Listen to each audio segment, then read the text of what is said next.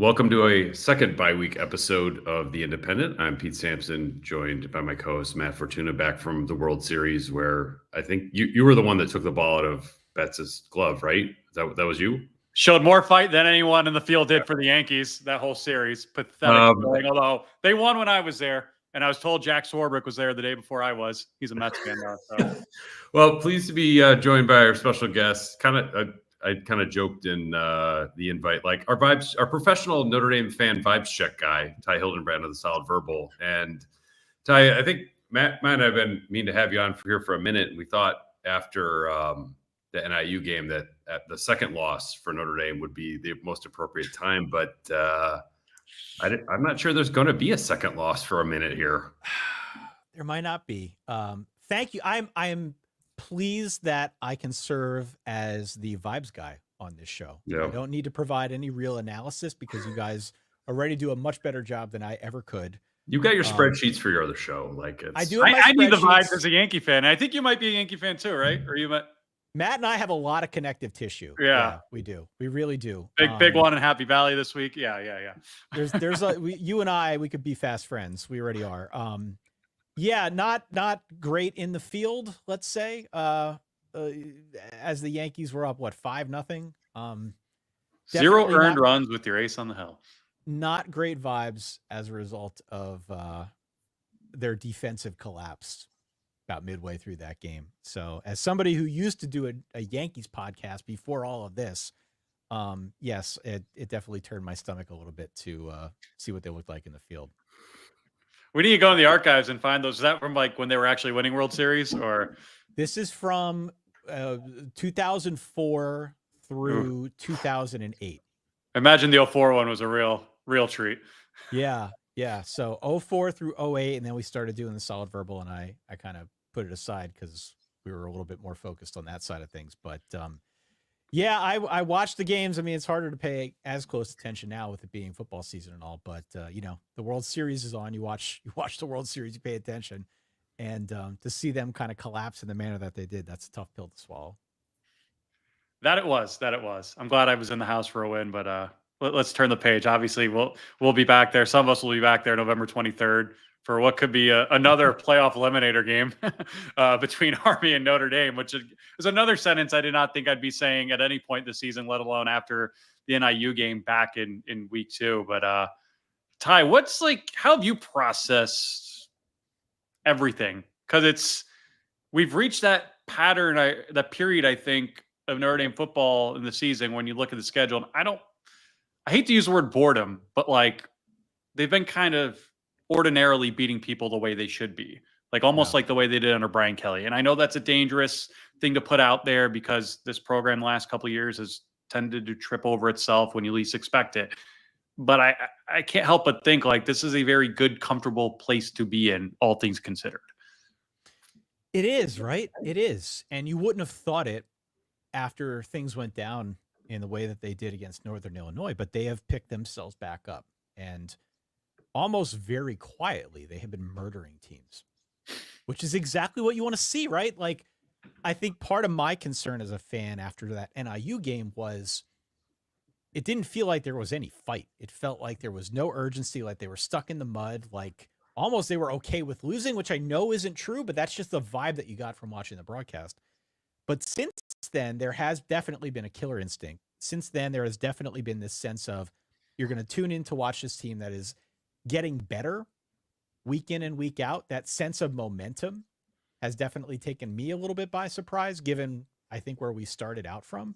So if in my official capacity here as the vibes guy of the Independent, I can say that vibes have been trending in a really strong direction now for several weeks running. To some extent, it has caught me by surprise. It has definitely made it easier to process that NIU game as we have gotten a little bit further away from it, right? I think you guys would attest to that as well.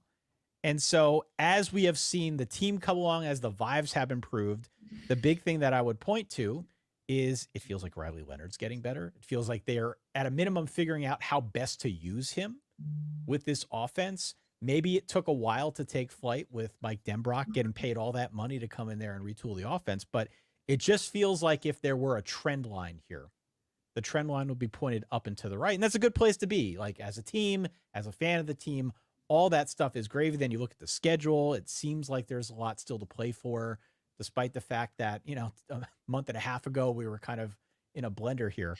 So I don't have anything to really report on that front. I think like it has gotten easier to process everything because the team has seemingly gotten better. It's interesting to me to think back about how we all felt in September, because I was of the mindset that, like, the credibility that Marcus Freeman gained from beating A&M and then lost a week later against Northern Illinois was a net negative. Like, he ended up worse than where he was when the season started. However, a month and a half later, Notre Dame is much better having beaten A&M and lost to Northern Illinois than having it done it the other way around, where I think they would have sort of a very group of 5 win slate of the team. Like, their best win would be Louisville. So that's been difficult for me to process. Riley Leonard has also been, I think, a hard read, because I agree with you. He's clearly getting better, but at the beginning of the year, I don't know how you felt about him, but like, I wasn't sure if I was watching like more athletic Drew Pine, or is this like kind of a mid-season Sam Hartman? Like, I didn't know what the heck I was watching. And then now it does feel different than the past. It feels like a bigger, stronger, faster Ian Book, Ian Book was our last podcast guest. Like, and I would mean that as a huge compliment to Riley Leonard. I don't like, how have you sort of processed Riley Leonard as he's gone from like, ugh, to like, oh. I will not share the contents of our text message thread from shortly after that. I'm gonna have to go back and read that. Yeah, I mean, you and I exchanged a few thoughts, let's say, on Riley Leonard after that. It's been interesting to watch him grow within this offense. Riley Leonard is not a standard issue drop back passer. He is not even a standard issue scrambler. He's sort of a hybrid. He's kind of everything. I mean, they are very much using him now as a running back. They are using his legs as a counterbalance to what they might try in the passing game. They are really building everything off of the threat of him now. Whereas in the beginning, it didn't seem like they really knew what the philosophy was. We're just going to go back and hand the ball off 25 times a game. Are we going to try and throw it 20 times a game with Riley Leonard? I don't think his game fits neatly into any of the boxes that we're traditionally very comfortable with. And so that in and of itself has made it hard to put a finger on this guy and figure out just where he stands. But again, to whatever extent they have figured this thing out, he is getting better with this offense. He is absolutely getting better with this offense. We saw it a couple weeks ago when they just like started going downfield. He started hitting those passes. In the beginning of the season, he was not comfortable enough back there to throw down the field. It seemed like he'd be snapping the ball, and much like early Ian Book, he'd be looking at the line in front of him and trying to figure out, where am I supposed to go? It seems like he's gotten away from that now. He's comfortable with this line in front of him, as maybe the line itself has improved given some of their issues. Again, the trend line is going in a good direction. It seems like they're finding a better formula, better ways to use him and the tools around him. And it's not a bad place to be going into the back half of the schedule now and perhaps the postseason if you've got a threat at quarterback who can do a lot that teams don't know what to key in on. Now you start incorporating some of these other weapons. That's not a bad strategy. It feels like it took them a while to get there. Texas has Matthew McConaughey, their minister of culture. Notre Dame has Ty Hildenbrandt, the vibes guy, always here to get the proper pulse of the fan base. There's a question in here about this. I want to open it up anyway from Nick Van Shout. If you're on the selection committee, what metrics would you use to give the best ranking of the teams? Obviously, the first selection committee rankings of the playoff will be Tuesday. Notre Dame does not play between now and then. They're 8th in the AP poll, 9th in the coaches. That's the difference between hosting a playoff game and going on the road for a playoff game. However, they're ahead of all Big 12 teams, which means they'll be down, based on that slot, they would be down at least one in each because BYU or Iowa State would take a top 4 seed. I mean, where do you, and look, this is a killer lineup this weekend, even without Notre Dame. I could see a lot of big teams falling this weekend, but where do you guys forecast Notre Dame being if, say, chalk holds on Tuesday? Go ahead, Pete. You go first. I hear what you have to say. I don't think they'll be in the top 8. but I would be shocked if they weren't in the top 12. Same. And that's, it's like, and I would even go as far to say like they would be at least 10th or 11th, which means 10th, which means they would be in, because maybe you'd have a Big 12 team below them, a Group of 5 team below them. I think that they would cruise in at 11-1. I'm not entirely sure that they would host at 11-1 by the end of it. I don't know if you guys saw what is the Rich Clark, the new Jim Hancock 2.0. All right. Bill Hancock. Bill Hancock 2.0. Who's Jim Hancock? No. Basically said that, what was the quote? I don't think a team would be unduly penalized if it lost in the conference championship game. Like, if you're Notre Dame, you're like, that doesn't feel good, because if you weren't going to play if you're not going to benefit from the reward of winning a championship game, I think the trade-off is you're not going to be penalized by losing it. But if there's no penalty for losing it, then that would make me a little uncomfortable if I was Notre Dame. Like, let's say Iowa State and BYU both met at 12-0 in the Big 12 championship game. You're telling me the loser would be evaluated as actually 12-0, not 12-1. I could see Notre Dame ending up in a tricky spot that way, but I still would be surprised if they weren't in the top 10 on Tuesday. Yeah, I think what's really interesting from a ranking standpoint is, and they have access to every data point they could possibly imagine, right? And of course, we're going to hear things about strength of schedule. We're going to hear things about wins over common opponents and bowl teams that appear to be bowl teams, right? It's obviously a subjective measure here. What's going to twist, I think, the committee in a pretzel is Notre Dame beating Texas A&M in week 1. That makes it really hard, because if you look around college football, who are the teams that everybody is talking about right now? A&M's one of them. Right now, they're atop the SEC standings. They might be the best team in the SEC. We don't know yet. A&M's one of them. Miami's another. Obviously, Notre Dame did not play Miami. Another one, I think right now, is BYU. That goes without saying. Another one's Oregon. Notre Dame's got to win over one of those teams. That is sort of in the zeitgeist right now in college football. That could change. A&M could lose this week to South Carolina for all we know. That's a pretty low point spread. It's going to be a tough game for A&M. But I think the fact that they won that game papers over a lot of the sins of losing to NIU. To your point from earlier, Pete, if in fact the good that came from the A&M win is canceled out by the bad that came from the NIU thing, if they just negate each other and Notre Dame is just sort of kind of in this point of equilibrium, in a sense, from that point forward, I still think they're in a really good spot here. I would be very surprised if they're not in the top 12. I just think they have to put them in the top 12, given what we have seen from the body of work over the last 4 or 5 weeks. We've seen the committee talk about this many times over, right? The team that is playing well at the end of the season, the team that feels like it has momentum, the team that seems like it is getting better. Oftentimes those schools are the ones that are rewarded. So it would not surprise me at all if we see, Notre Dame inside this top 12. Now, inside the top 8, that's probably a bridge too far. I think I agree with you on that front, but I'd be very surprised if they're left out altogether. Yeah, I think they'll be top 12. I don't know if they'll be top 8, barring any upsets this week. I think they'll be ahead of all the not all, but the undefeated teams who haven't played anybody, right? Like Right. now, look, if Pitt wins at SMU this week, maybe that changes a little bit, but I think they'll be ahead of Indiana. I think they'll be ahead of Iowa State and BYU. I think they'll be ahead of Pitt. I'm not convinced A&M beats South Carolina. I mean, that is a really tough place to play. It's going to be at night. They've got a target on their back like they've never had before. Shane Beamer's going to get those guys fired up. I'm not convinced A&M wins. And Notre Dame, for their resume's sake, again, they're going to get in no matter what if they win out. But if they want to host, they need that A&M win to have staying power probably until that Texas game. I don't know if that's going to happen. I got asked on a show yesterday, and I'm curious, it was how many of these teams do you think Notre Dame would be an underdog against? And I think they'd be an underdog against a lot of them, but they're only maybe 3 or 4 teams in the country where I would, without even thinking about it, pick Notre Dame to lose going into I have my spreadsheet in front of me. If you want to give me some hypotheticals, where I can give you some projections. Notre Dame, Clemson, neutral site. Notre Dame, Clemson, neutral site. Let's see here.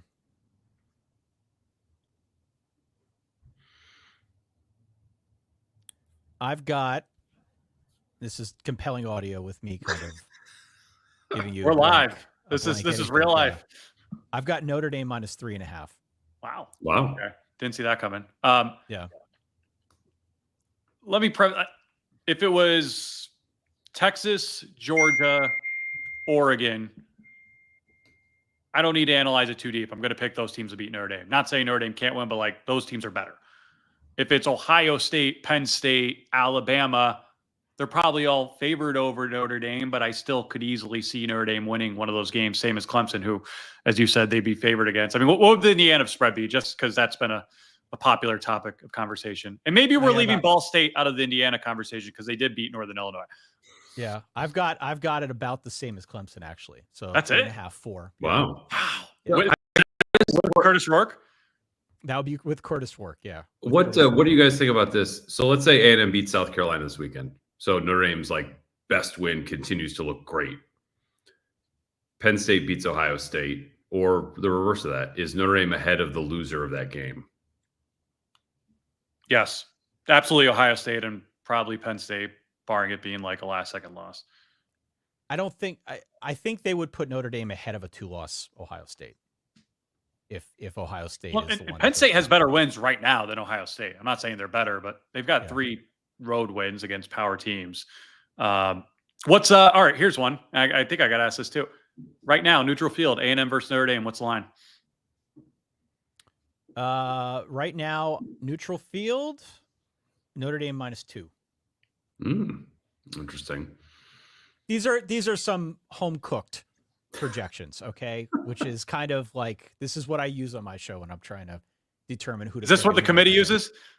This is definitely not what the committee uses. No, probably this better. is in Google Sheets, so they're not using this. But yeah, I mean, I think what's interesting about the way the field is set up, and I don't know if we saw this coming before the start of the year. I certainly didn't. But there are so many teams that have this year a fatal flaw or more of a flaw than we expected. We are so used to this era of college football with going into playoffs, going into this playoff discussion with a sense of inevitability. Georgia, Alabama, Ohio State, Clemson. Like, there's been this grouping of teams that have been so good now for the last decade. This is a different year. This is a different year, and it's a different era where it feels like a lot of these teams are gettable in a way that they weren't before. And so when I look at my sheet, and it's taken me a while to try and fine-tune this thing, and it's still, again, this is not gospel or anything, but it has taken me a while to kind of recalibrate to the point now where it's not assuming too much from an Alabama or from a Georgia or from an Ohio State. Like, it feels to me like there is a fair amount of parity among that top grouping of maybe 8 to 10 teams that down the stretch should make things really interesting. You know, so I have a lot of really tight point spreads here outside of like maybe the first 2 or 3 teams. It seems to me like there is a fair amount of hurting among those schools that kind of come outside of that initial top rung. Yeah, I think a lot of teams lost the benefit of the doubt this year, which is good from a neutral's point of view or a podcaster's point of view for compelling content. Like, absolutely, I think this has been a fascinating season. I know for all the teeth gnashing, like dear old former colleague Ari Wasserman about like how the playoff was going to ruin the sport, and like you need to have somehow be penalized if you lose a game and your season comes to an end.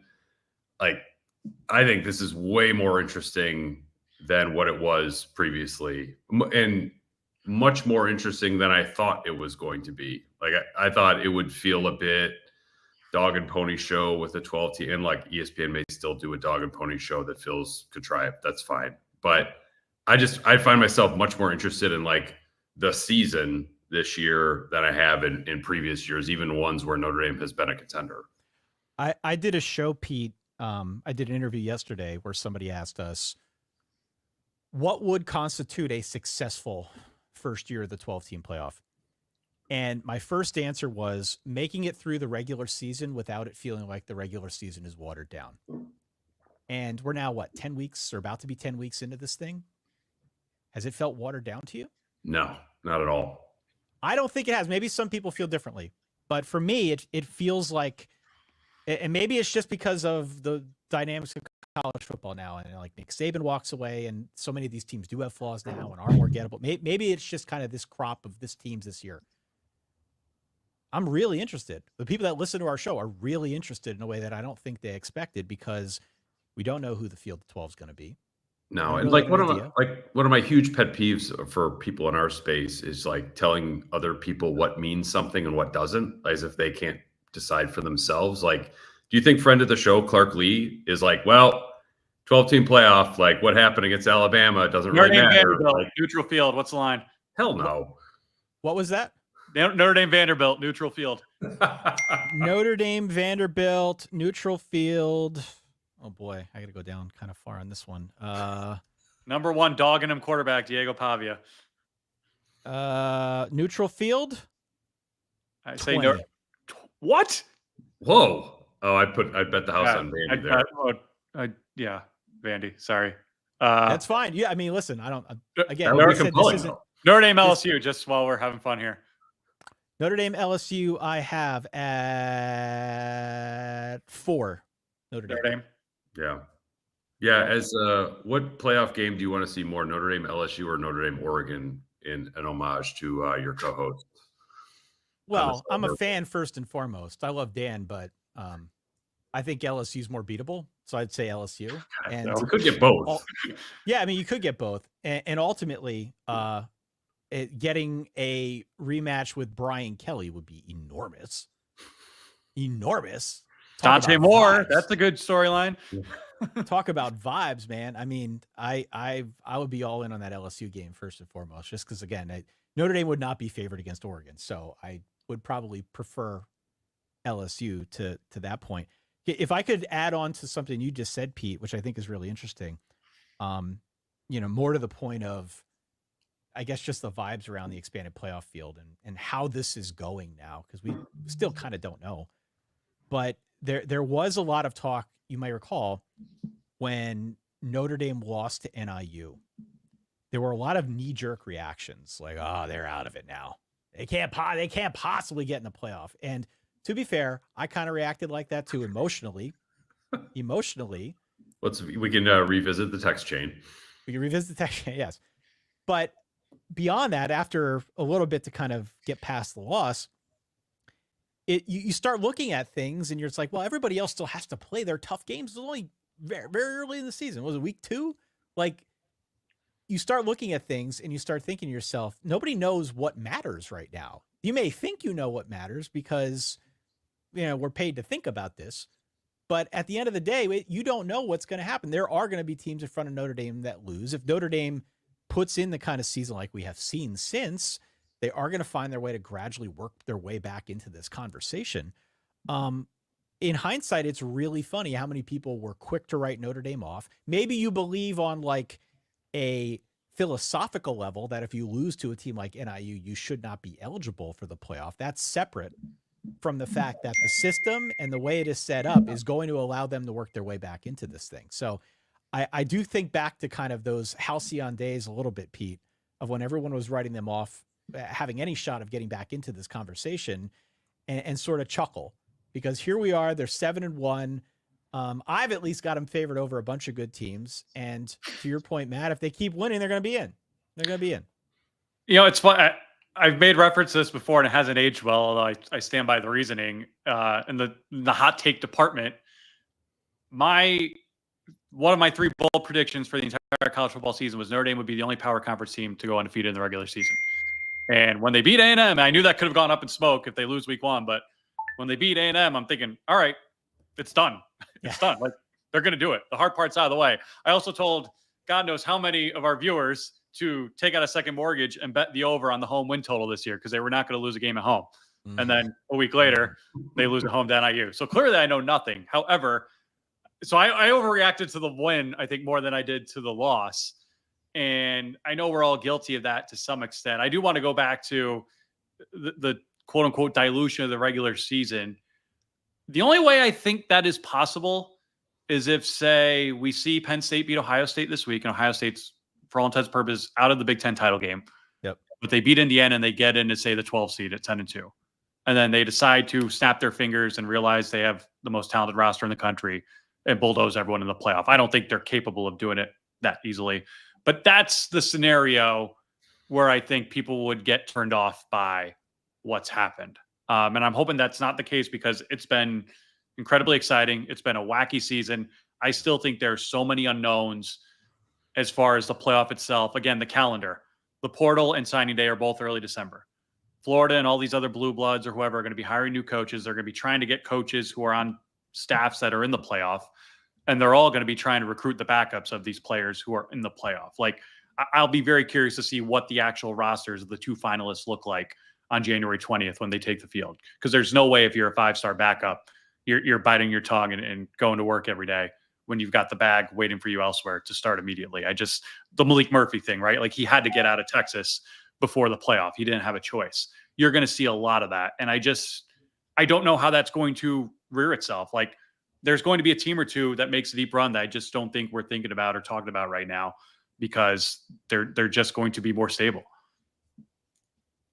I think that's entirely possible. And it goes to kind of what I was just saying a moment ago. Like, we still don't really know how this whole thing is going to shake out. One other metric I think we can use to the question of, is this going to be successful or not, is are any fans out there who don't have a rooting interest going to be at all interested in either the semifinal or the finals of this playoff system? Because by the time you root it down to 4, and presumably after that 2, I'm assuming it's going to be mostly blue bloods. For as much as I like Ashton Ginty and Boise State, they are not making the semifinals. They're probably not making the finals. Maybe I'm wrong. But it's going to be a lot of schools that we're used to seeing kind of in that marquee matchup. And typically, that is when you start to see interest wane, right? So I'm curious to see if the draw of this playoff, the draw of kind of having this expanded format, including more teams, is enough to build up the goodwill in the early rounds so that people are going to stick around for the latter half of it. I don't know the answer to that. I have assumptions, but that I think is another interesting measure with respect to, how this whole thing goes over. Obviously, I want Notre Dame to be in those games. Otherwise, I wouldn't be on this show. And for me personally, I'd feel great about the playoff if there were a semifinal, a final situation where they're finding their way into that game. But a lot of football yet to be played. And isn't the NFL playoffs going up against some of these games at some point? They are. So they have staggered the scheduling of these playoffs such that it doesn't really, quote unquote, compete with the NFL. The only games that we're going to see on the weekends are that first round of games. So the first game is on the evening of December the 20th, and there are 3 that Saturday on December the 21st. But after that, they've staggered them out about 10 days each. So you're going to have some weekday games that are mixed in. They're going to play the championship game again on a Monday like they've been over the last decade now. So it's going to be a different schedule. I guess it won't be so foreign in that we will see games like on or around New Year's Day. We will see games on or around the Capital One Bowl week, whatever we're calling it now. We're used to seeing games in that period of time between the end of the season and the national championship be played during the week. That won't be foreign, but it will feel weird to see games of this magnitude played at just odd times. And how that goes over, to me, I think that's another one of these quirks that I don't know how people will feel about that in the moment. Yeah, because certainly the opening rounds are an oddity. Those I think will be incredibly well watched. And what are they going against? Where the old R&L Carriers New Orleans Bowl was that was kind of a dead time anyway. I think January 1 games will be juiced because instead of being exhibitions, they feel like they mean something. But I'm with you. I don't know if it moves the needle on the semifinals, and I don't know what would be better. Are you better off? I'm assuming you'd be better off if it was Ohio State, Georgia in the semifinals opposed to Georgia, Boise State. Right. It's like I know that they have talked about not having rematches, or I should rephrase. They've talked about how there could be rematches. I hope they actually make an effort to avoid them because people don't want to watch them if you can avoid them, and you're not juicing one half of the bracket over another. But I just think that the New Year's Day part will be outstanding. and the first round will be outstanding. After that, I'm not sure we're going to tell a whole lot of difference between the 14 versus 12 team. So the way this thing shakes out, I got the schedule up here. The first round games are that Friday and Saturday, the 20th and 21st. Then going into the quarterfinals, that's when you've got your round of games. New Year's Eve, one game New Year's Eve, which I hate. I still hate, but whatever. Yep. New Year's Eve, and then 3 games on New Year's Day. The Peach Bowl, the Rose Bowl, and the Sugar Bowl on New Year's Day, which is going to feel very normal, right? It should feel normal because we're used to that. But then the semifinal thing is when I think it gets weird, because then you're playing games on Thursday, January 9th, and Friday, January 10th. You got a Thursday and a Friday game. And then you got your national championship being played on a Monday. So, college football, I think, is very much rooted in Saturday games and New Year's Day games. And whenever we get into a circumstance where we're kind of veering away from either of those two normalities that people are used to, that's when it starts to feel weird. That is not really going to take hold until we get to the semis. No, I don't think that's why I bring the semis up as like treating the semis like Maction maybe doesn't make a whole lot of sense. No. Well, and the semis have been great the last 2 years, but again, they've been on New Year's Day. Those are traditional college football days where we're conditioned to watch that. I mean, the championship being every year, I believe, on Martin Luther King Day will be interesting, right? I mean, that's like the NBA's day. That's a day off for most people. Is America going to reprogram itself to have that holiday circled as like, all right, like this is the college Super Bowl? Probably not, especially if it's, 2 teams that we expect to be in it every single year. So, I mean, there's just so much unknown. And just as we talk it out, it's like, this season is really freaking long. And I don't say that like it's a chore, but, we're talking about Notre Dame at the mid-season point and mid-season All-American teams. Like, we're so far away from this thing being done. There's so much we still don't know.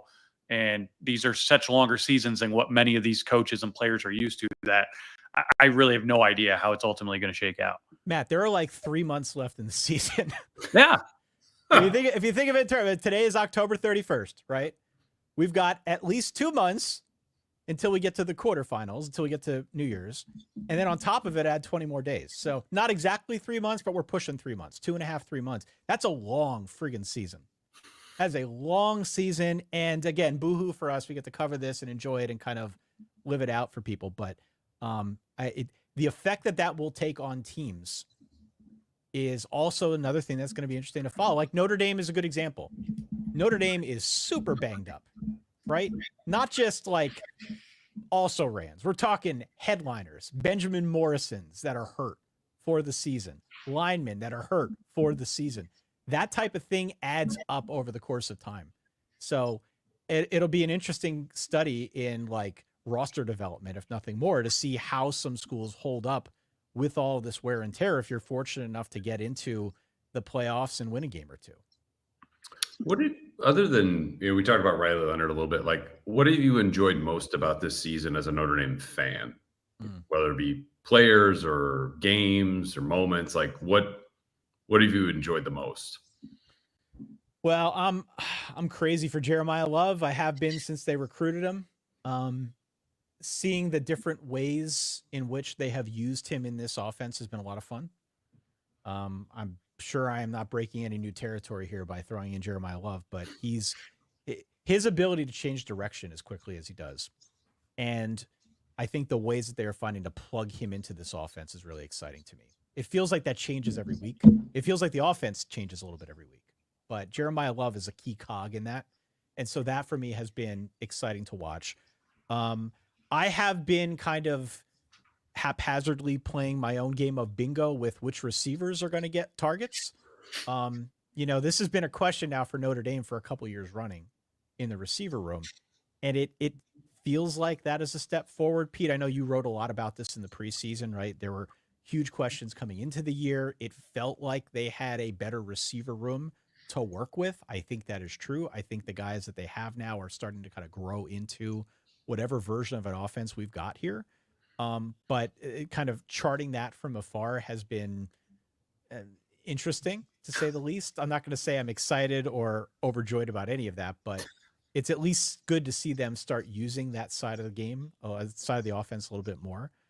And I would also call out, just sort of generally speaking, their ability to play defense, despite the fact that they've had some pretty big losses. Let's be real. They've had some real losses on that defensive side of the ball via injury. And it seems that this defensive staff is still able to plug guys in and find a way forward and still play suffocating defense. Sometimes it takes a few beats to kind of get into the flow of the game and figure out what the opposing offense is doing, but I think their ability to kind of maintain at a really high level and be able to just suffocate teams in the manner that they have, that's really exciting. It's great to be able to fall back on that. And you get the sense that Marcus Freeman has that kind of front of mind as he's building this roster in the present and moving forward into the future. He wants to have that style of maybe it's because he's a defensive guy. I don't know. But I like the fact that they are starting there, that this feels like a constant week in and week out that we can count on while the offense gets up to speed. A reminder, thanks to everyone who's commenting and watching live right now. Continue to like, subscribe, and comment on YouTube, on Spotify, Apple, or wherever you get your podcasts. We love the interaction. Please leave a nice rating, nice comment. And if you would like some independent merch, Ty, you'll get a t-shirt for being a guest this week. Awesome. Go to obviousshirts.com and search the independent store, where you can find awesome t-shirts, quarter zips, and crew necks of the independent, and even some Halloween gear like I'm wearing right now. On Halloween, it's a bad day to be my kid's candy, and they will find that out the hard way later tonight when we go trick-or-treating. And also thank you to Roback, one of our sponsors. You can use the promo code Irish at roback.com for your first purchase, 20% off. Roback.com, promo code Irish. They have Notre Dame licensed gear now. And, probably a little late to get something for Halloween trick-or-treating, but, there's still plenty of tailgating to be done in the month of November. You can go to roback.com to get outfitted for that. Yesterday, Barry Jackson, I want to say Miami Herald, maybe the Sun Sentinel, reported, and I was able to confirm Notre Dame will be opening next year at Miami, Labor Day weekend. Don't have a date for it yet. I would guess it's that Monday night game, the way the ACC's tried to own that spot with ESPN. Hell of a debut for CJ Carr or whoever's under center to be making in that environment, based on the way their last trip went there, and pretty much every trip to that state and that stadium goes. That and A&M 2 weeks later, I don't think we'll be like having the same schedule discussion that we're having right now. I mean, what was your guys' just reaction to that? My reaction was, wow, it's going to be a loaded first half of the schedule next year, right? It's not just Miami. Miami's obviously going to be a headliner, but you mentioned it's A&M. There's also a road game at Arkansas, Boise State, USC. That's all before like week 8 or 9 next season. It's a very front-loaded schedule. That does not account for what Pitt does. Whenever they end up playing Pitt, they always play Notre Dame tight. Pitt seems like they're building better on offense. Syracuse perhaps will get a little bit more steam and a little bit more momentum behind a defensive movement. But under Fran Brown, who seems very motivated to build a good roster, either via recruiting or the transfer portal, they've got Cuse on this roster, on this schedule.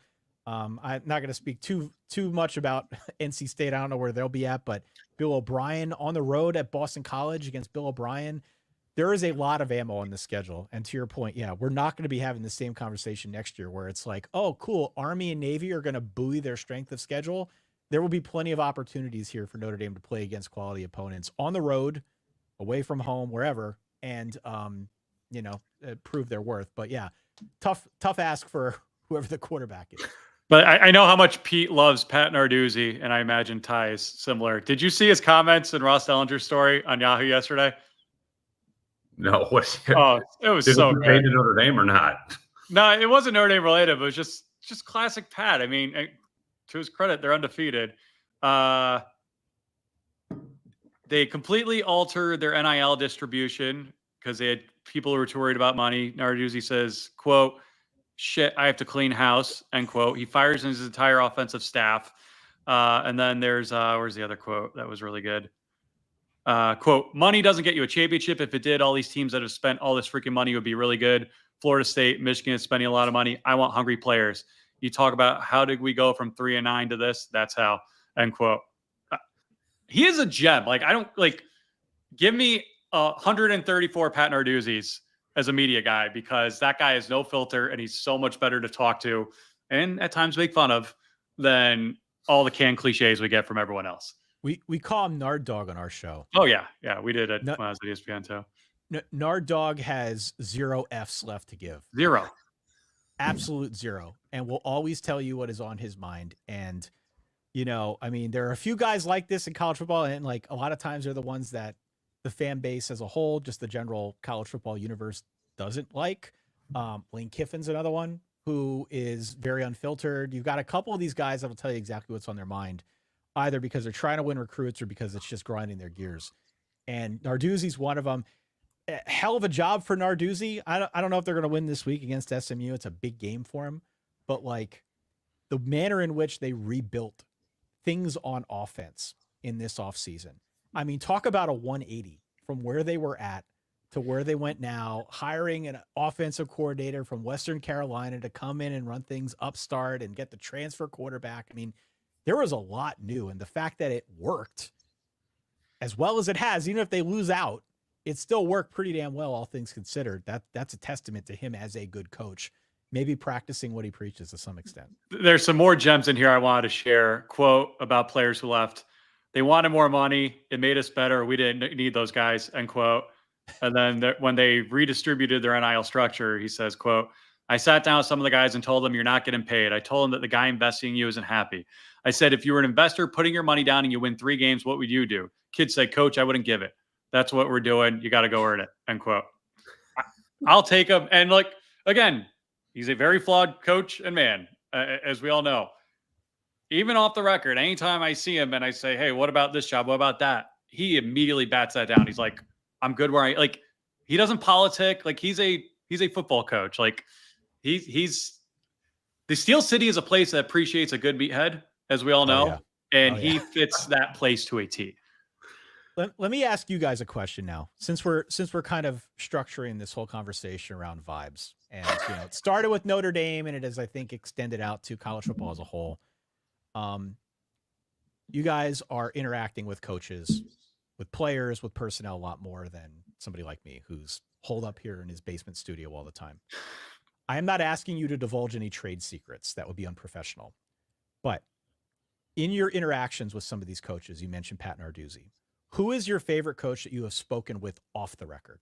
Not what have they told you? Different question. But favorite coach to talk to off the record who will give you like the unvarnished truth, or is just a character, or it maybe is a different version, or more interesting version of what we see when they're up in front of the lectern. The ND answer is Chuck Martin because he's on. Yeah, you're beating to it. Like it was the answer to both. As I got to do an embed with Miami for Notre Dame week this year, which was hysterical and enlightening. So yeah, he gives you the unvarnished. He's like a more charming Pat Narduzzi. Okay, Narduzzi's great. Again, very similar as he is when the mic is in front of him. I wouldn't say he's my favorite, but he's similar to Narduzzi, and this won't surprise you, on or off the record. And he's literally said, "I don't give a bleep." Dave Doran, just because, again, no filter whatsoever. Pat Fitzgerald was always really good at Northwestern. I'm trying to think. I mean, the Big Ten guys in general are usually very, very buttoned up, and even off the record, don't say a whole lot. Yeah. Denbrock's always been good. I haven't talked to him this year really, but in years past at Notre Dame and, throughout his career, he's always been very accessible and always very honest and forthcoming. I've always appreciated my interactions with him. Sure, there've been others. I feel like we both enjoyed Chip Long off the record over the years too. So I think he deserves a shout out for this. Chip Long's great. Clark Lee is great. I mean, he doesn't go off the record too much. But he's, great guy to talk to if we're keeping it within. Clark Lee is like your neighbor that you really like and you wish you hung out more. Like he doesn't come across as a football coach. He gives those exact vibes, to be honest with you. Yeah. Never having met the man, but those are definitely the vibes you get. And I think it makes it easier to like the guy because he's coaching Vanderbilt, and this is not a program that is accustomed to beating Alabama. Was 0-60 against top 5 teams before they beat Alabama. So he's an easy guy to root for, and Vandy, I think, is a cool story. So we mentioned his school earlier. He's actually really good when you see him just in casual settings. Mario Cristobal. Really? Yeah, that surprises me. He's just a very good people person, and obviously that comes through with his recruiting. But like, his name recognition, his recall, all those little things, like he's really good in that regard. That's And interesting. Mike Elko is similar too in that regard. Okay. I would not have thought Cristobal in a million years. Obviously a talented recruiter, so he knows how to play that game, but just seems from afar on the sidelines like very like tense all the time. Very, very intense. Which I'm sure they all are, but would not have guessed him. Matt, you've spent more time with him off the record than I have. But off the record, when it has nothing to do with football, Brian Kelly is actually great. Yes. Do you feel like you once every 10 years we would get him off the record? He was great. Yeah.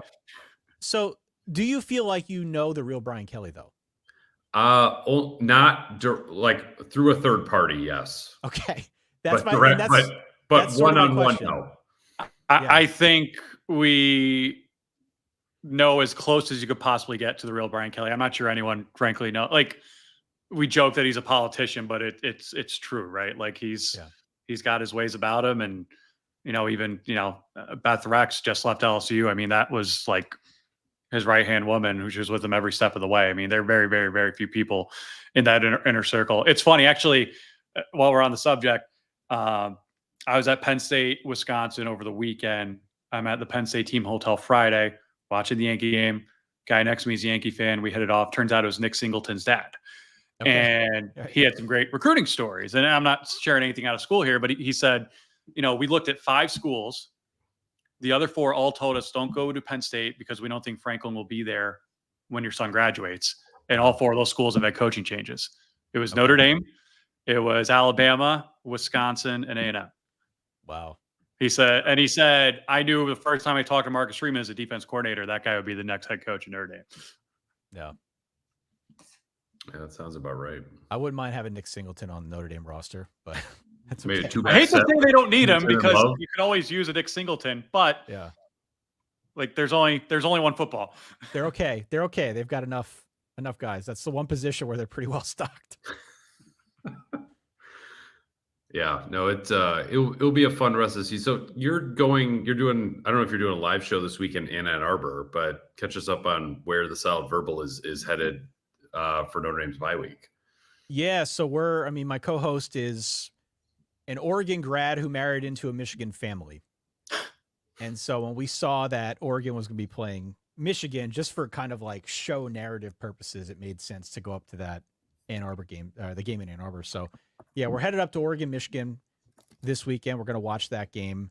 Hopefully we can find a tailgate, Matt, beforehand where we can watch Ohio State, Penn State, because that's the game I care the most about. Because given my allegiances, you can see like the Beaver Avenue sign behind me here. Like I want to see what happens in that game. It's obviously the big one of the weekend. So from that standpoint, it'll be interesting to see what kind of a show we do, Pete, because I really don't know. We are accustomed to doing a live recap show at midnight on our YouTube channel every Saturday night. Can we do that? Will we try to do that? What version of that will we be able to pull off from the hotel room in Ann Arbor? I don't know. I have no idea. So we're going to try. We're definitely going to put something out there, even if it's like an express recap of the games that we do have a chance to monitor from like the press box or wherever. We will put something out there on very early on Sunday morning to catch people up on kind of the national college football scene, which is our beat. But beyond that, if anybody's out there looking for a national show to kind of keep tabs with what's going on beyond the Notre Dame universe, solidverbal.com is the website. You can search for the Solid Verbal either here on YouTube or any of your podcast apps. We'd love to have you. It's been a great season and a lot more to come. 3 more months to come, Matt. So we're in it to win it together. My hot take for this weekend, and I wish there was a way you could bet on this. I'm sure there is. Either Michigan will beat Oregon or Michigan State will beat Indiana. One of those upsets will happen. I could see Michigan State beating Indiana. I could see that. I don't know how likely it is. It's an 8-point spread. That is a high road spread for a team that might not have its starting quarterback. I am more inclined to go Michigan plus the points than I am Michigan State, though, because I do think maybe Michigan found a little bit of a better balance with its quarterback situation this past weekend. it is Oregon's first trip away from Autzen into a setting like this. They played away from home a couple times, 3 times so far this year, but nothing pales in comparison. Like, they all pale in comparison to the Big House. Michigan plays very slowly. They still do play solid defense, even if it isn't as good as it was last season. I don't know if Will Johnson's going to be back for them in their defensive backfield or not, but you could at least envision a world in which that game stays within a 14.5 point spread, which I don't care how bad Michigan is. That's a lot to give. Yeah. That's a lot to give away if you're going to the Big House. So that to me will be interesting. And this season has taught us to kind of stay on guard, right? Head on a swivel at all points in time. You never know when someone's going to jump up and bite somebody else. So though it might surprise me, it shouldn't be a surprise to any of us if we see an upset like that this week. I just think, credit to Oregon, they've done everything great so far, but if we're talking about maybe the only team to go undefeated among the power conference teams, are they that much better than everyone else? And, I was at that Purdue game. I mean, I think they got bored, frankly, but it's not like they didn't do to Purdue what Notre Dame did to Purdue, right? Like, it wasn't like the bloodbath that we thought it would be. Michigan's still very talented. Maybe they get new life out of beating Michigan State and feeling good about themselves with the rivalry win. And I just think Oregon having to go to the Big House and go to Madison, I think in 2 weeks, within that tight time frame for a team in the Pacific Northwest, I just think there might be a cumulative effect there where they drop one of them. I think that's entirely possible. Yeah. So for me, just, from a betting standpoint, if I were looking at this with the spread, I'm on Michigan plus the points in that game. I feel more confident in their ability to keep that one close than I do Michigan State, because Michigan State's really mistake prone and they're still young, and Indiana has not trailed at all this season. Regardless of if they get their quarterback back or not, I think he will play. It sounds like he is trending towards playing. It just feels like they are more than just their quarterback right now. And with all the momentum they have, though Michigan State will be upset-minded, I feel better about Indiana's chances to cover than I do Oregon's. Just to answer Ryan Breach, I think he's probably the same. I've only gone on the record with him, and he's been unfiltered and cuss-filled. So, yeah, I imagine Kirk Cignetti is a pleasure to cover in small doses. Yeah, I'm just happy that the old brass spittoon is getting the shine that it deserves as a rivalry trophy. It's very, very underrated. It's kind of lost in the shillelaghs and the land grants of the world. So happy to have a spittoon rise to the level of college football playoff implications.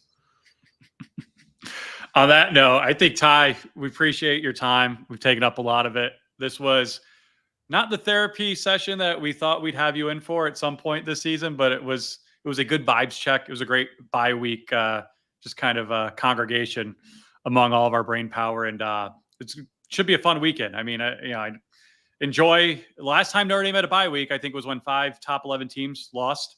And I think we could see chaos at a level similar to that with the lineup this week. And I think it's going to be a really, really special weekend in college football. And I can't wait to watch it all from the comforts of my couch. So that's all I got. Ty, you got anything you want to add? Anything else you want to promote? Pete?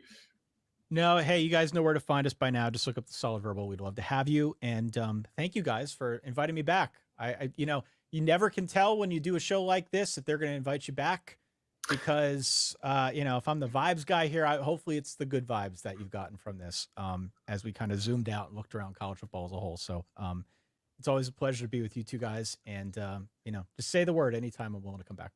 All right. Thanks, Ty. We appreciate you coming on The Independent. He's Matt. I'm Pete. Thanks for being with us on this bye-week episode. Matt and I will be back next week, looking ahead to Florida State and the back third of Notre Dame's season. So until then, he's Matt. I'm Pete. Thanks for being with us on The Independent.